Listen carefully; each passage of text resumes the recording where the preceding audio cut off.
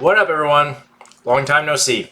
I wanted to do a quick video just to give you guys an update on things that are going on with the channel, so you guys are just in the know, and also just do a quick little movie review. I just went and saw New Mutants, and I haven't done a movie review in God knows how long. Not that I haven't wanted to, but because there really haven't been movies. The movie theaters just opened up here. For those of you who don't know, I'm in California, and California has it the worst of pretty much the whole country. We are really the most quarantined out of anyone else. Our gyms just opened up this week. Our movie theaters just opened up this week. So this is the first movie I've actually been able to see.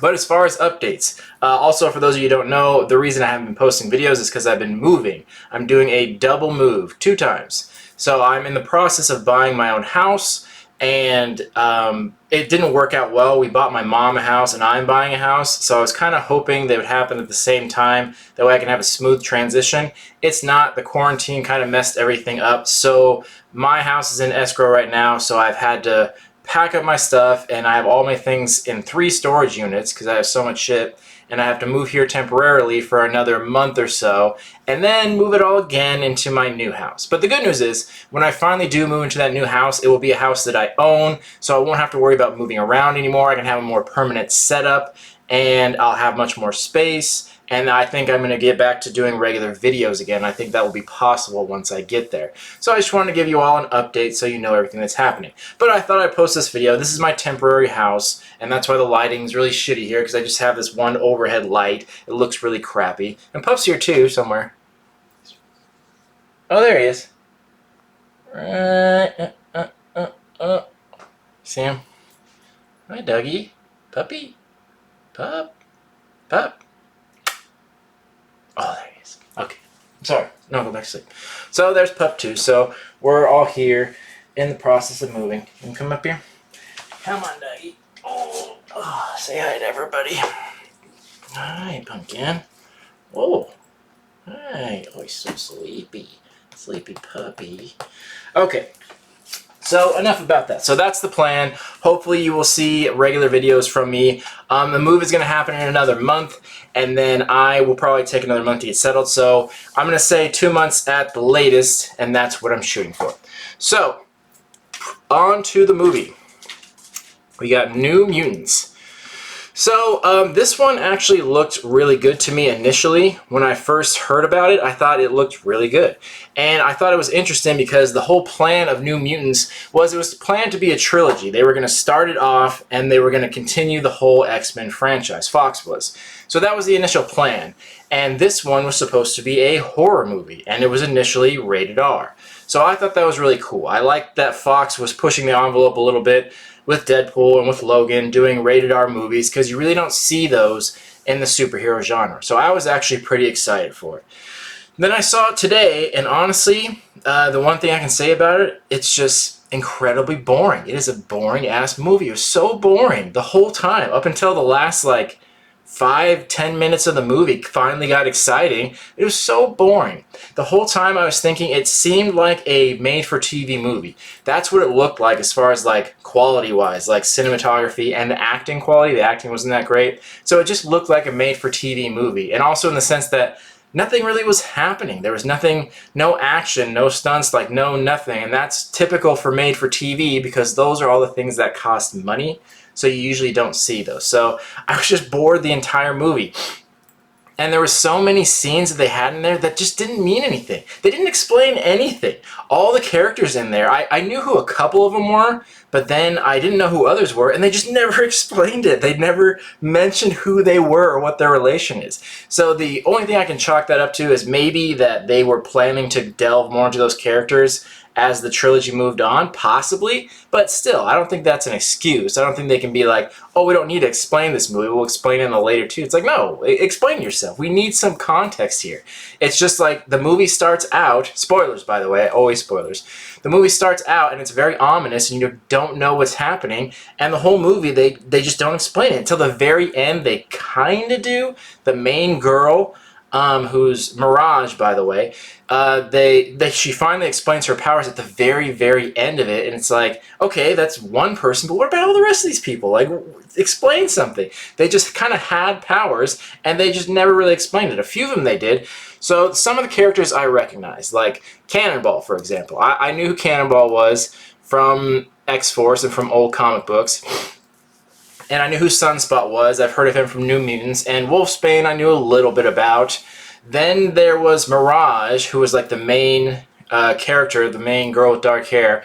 I'd heard her name before, but I really knew nothing about her. So that's why I was waiting for the explanation. And then there was Magik. She had the most powers, it seemed like, and I knew nothing about her. Again, I've heard the name before, but knew nothing about her powers or her background or anything, and they never explained it. They talked a little bit about what she does, but really not much of it. So I found out she's actually the younger sister of Colossus. So she's related to Colossus in that way, and that's how she's in the New Mutants. And her main power is teleportation, which you saw in the beginning. It's like, okay, when I first saw it at the beginning, I thought she was Shadowcat because she had her little hand puppet and she called it Lockheed. For those who don't know, Lockheed is the little purple dragon you saw, but that was Shadowcat's pet dragon. That Shadowcat is in Kitty Pryde. That was her pet dragon that I'm pretty sure was given to her by Magneto or someone like that. But I recognized Lockheed, so I'm like, oh, maybe that's Shadowcat in the New Mutants. And it wasn't, because she teleported, and then all of a sudden she whipped out the sword, and I'm like, okay, that's not Shadowcat. But it made it seem like that. And then Lockheed ends up showing up later in the movie, which again, they didn't explain at all. She had a hand puppet of Lockheed the whole time. Then the actual Lockheed shows up, and you're just like, okay, like, you want to tell us how that works? Or nope, okay. And they really didn't explain where she got it from, because Lockheed has connections to the old X-Men, and they didn't explain it. Like, they didn't explain how that's connected, how that came to be, like, nothing. And they talked a little bit about her powers being in that limbo state, which, I don't know if any of you watched the X-Men cartoon, not the original one, it was like the 90s or 2000s one where Nightcrawler did the same thing. When he was teleporting, he was in that limbo state. So similar powers to that. But again, they didn't explain all that. She had this mystical sword and all this armor, and they just never said what it was. She just kind of had it. It showed up. That's part of her powers. I read about it and learned about it after the movie, but why wouldn't you explain that? That was like one of the coolest things about the movie. It's one of the only action scenes you saw, and they never explained it. Like, what the hell? What are you doing? So the other characters, the powers were pretty straightforward. Sunspot is kind of not like Human Torch, but just in the sense that he's made of fire, but he absorbs solar energy, so that's pretty straightforward. And Wolfsbane was very obvious, turned into a wolf. There was nothing too crazy about it, and then had characteristics of a wolf with the sense of smell and the hearing. They kind of showed that. Didn't really need much of an explanation. Cannonball, pretty straightforward too. Like, there were some things they didn't talk about, but pretty straightforward. But it was mostly Magik and Mirage where their powers are very in-depth and they just didn't really talk about it. They touched on Mirage at the end, but again, not much to it. So Mirage has the power to manifest people's worst fears, kind of like Freddy Krueger. Like, it's very similar to the Freddy Krueger character. And they said when they were making the movie that they used Nightmare on Elm Street as inspiration. They didn't create the character, by the way. She was already around, but similar powers to Freddy Krueger and use it as inspiration. So on to the actual movie. It was supposed to be horror themed, and it just so wasn't. There was like 1 or 2 scenes in there that was kind of horror-esque, when she was manifesting people's nightmares and people they killed that kind of like come back to life in their manifestation. That was kind of like horror. But it was like one scene, and it was like a 2-minute scene where that happened. And then there was one other small scene where it was kind of horror-esque, but the rest of it, not at all. I don't know what to say about the rest of the movie. It wasn't a comedy, it wasn't an action, it wasn't really even a superhero movie, it wasn't horror. It was just kind of there. It was very plain. There was just nothing about it that you could really talk about. So many scenes, like I said, were just kind of there. They just did stuff in that little hospital they had, but it didn't really carry the story in any way.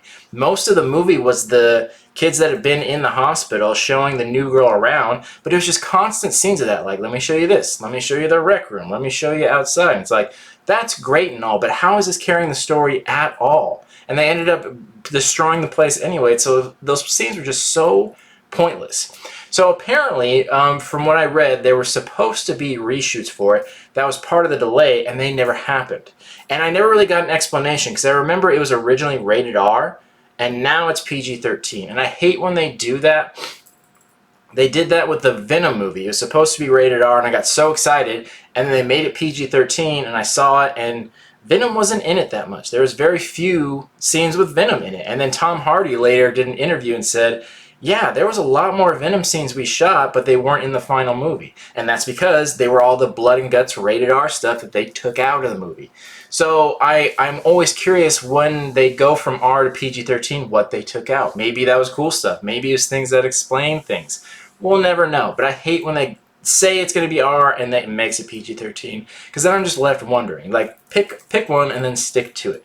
So that really bugged me about that too, and it wasn't horror-esque at all. And then now that they're not doing the trilogy, there's so many questions left up in the air, and there was just not much to the story. There was not much going on, and yeah, that's pretty much all I can say about it. And there were signs that they were going to do the trilogy. Like, they kept bringing up Essex, by the way, which you might have remembered from X-Men Age of Apocalypse, and it was also mentioned in Logan. And what Essex is, if you don't know, that's referring to a person, and I believe the name is Nathaniel Essex, who's Mr. Sinister. So that's what that reference is, if you didn't know. That's Mr. Sinister. He's collecting DNA from all the mutants because he was studying them, trying to figure out how their powers work, so on and so forth. So that's what they're referring to. One of the end credit scenes to the past movie was supposedly planned to have Mr. Sinister in it, and they changed the last minute. And then Mr. Sinister was also supposed to be in the Gambit movie, which got canceled. Then he was supposed to be involved in this, and they just keep taking him out. But there's remnants of him. That's why they referenced it so specifically, because that's what they were planning to do. They were going to do another X-Men film after Apocalypse and have it be Mr. Sinister. Apocalypse bombed, and they canceled it. And then the whole Disney merger thing happened, and the movie got kind of put on hold for a while. And then Disney didn't like it, so they canceled the reshoots. So there's a lot of things that went wrong with this that could have made it good. Not for sure, but potentially could have. Reshoots could have helped. Support from Disney could have helped. If they never bought out Fox and stuck with it, that could have made the difference, and they probably could have kept it rated R. So a lot of random things happen where I think that kind of made the film this very mediocre thing in the end. But you know, we'll never really know for sure. And that's what I don't like. I hate knowing, or hate thinking and wondering what could have been, and now we'll never know. And the bummer is, this is also very bittersweet, because we know it's not going to get continued. Like, it's possible, but it's very unlikely. I think it's pretty clear that Disney's going to scrap everything that Fox did. I don't think they're going to continue anything they did. They're going to start over with their own X-Men. I don't think they're going to continue this New Mutants, especially since this bombed too. It made practically no money. So I don't see that continuing. And also, this movie got delayed so many times. These kids are like 6 years older now. That's why they, when it came down to it, when Disney finally bought it out, they wanted to do reshoots, but it's like, kids are like years older now. You can't reshoot that. How's that going to work? So that's part of the reason the reshoots got canceled, because it just got delayed so many times. I've never heard of a movie getting delayed that many times, this many years. Years and years and years. But it's a crazy concept. So, like I was saying, overall, it was not a good movie. If I'm going to rate it, I'm going to give it like a 2 out of 10. You know, one thing I did like that I will touch on was the CG was actually pretty decent. I'm usually very critical about CG in movies, and it's usually really crappy, but it was actually pretty good. I was thoroughly impressed by it. Usually bad movies are just come with bad CGI. They just kind of go hand in hand.